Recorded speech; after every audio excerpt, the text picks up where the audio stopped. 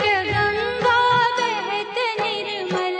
बद्रीनाथ विश्वम्भरम्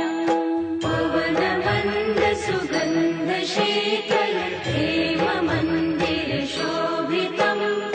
निकट गंगा बहत निर्मल बद्रीनाथ विश्वम्भरम् श्री बद्रीनाथ विश्वम्भरम्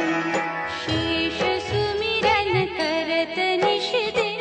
धरत ध्यान महेश्वरम् वेद ब्रह्मा करत स्तुति श्री बद्रीनाथ विश्वम्भरम्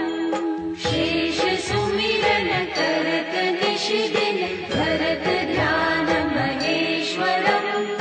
वेद ब्रह्मा करत स्तुति श्री बद्रीनाथ विश्वम्भरम् श्री बद्रीनाथ विश्वम्भरम् शक्ति गौरी गणेश शारद नारद मुनि उच्चारणम् योग ध्यान अपार लीला बद्रीनाथ विश्वम्भरम् शक्ति गौरी गणेश शारद नारद मुनि उच्चारणम् योग ध्यान अपार लीला बद्रीनाथ विश्वम्भरम् श्री बद्रीनाथ विश्वम्भरम् इंद्र चंद्र कुबेर धुनिकर धूप दीप प्रकाशितम् सिद्ध मुनि जन करत जय जय बद्रीनाथ विश्वम्भरम्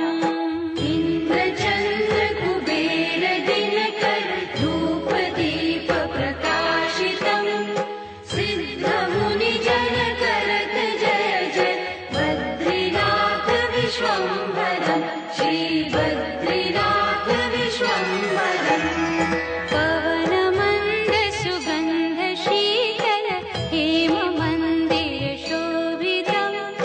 निकट गंगा बहत निर्मल बद्रीनाथ विश्वम्भरम् पवन मंद सुगंध शीतल हेम मंदिर शोभितम् निकट गंगा बहत निर्मल बद्रीनाथ विश्वम्भरम् श्री बद्रीनाथ विश्वम्भरम् यक्ष किन्नर करत कौतुक ज्ञान गंधर्व प्रकाशितम् श्री लक्ष्मी कमला चवर डोले बद्रीनाथ विश्वम्भरम् यक्ष किन्नर करत कौतुक ज्ञान गंधर्व प्रकाशितम् श्री लक्ष्मी कमला चवर डोले बद्रीनाथ विश्वम्भरम् श्री बद्रीनाथ विश्वम्भरम् कैलाश में एक देव निरंजन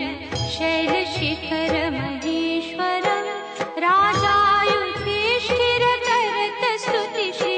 बद्रीनाथ विश्वम्भरम् कैलाश में एक देव निरंजन शैल शिखर महेश्वरम् राजा युधिष्ठिर करत स्तुति श्री बद्रीनाथ विश्वम्भरम् श्री बद्रीनाथ विश्वम्भरम् श्री बद्री जी के पंचरत्न पढ़त पाप विनाशनम् कोटि तीर्थ प्रभूत पुण्य प्राप्यते फलदायकम् श्री बद्री जी के पंचरत्न पढ़त पाप विनाशनम् कोटि तीर्थ प्रभूत पुण्यम् प्राप्यते फलदायकम् श्री बद्रीनाथ विश्वम्भरम् पवन मंद सुगंध शीतल हे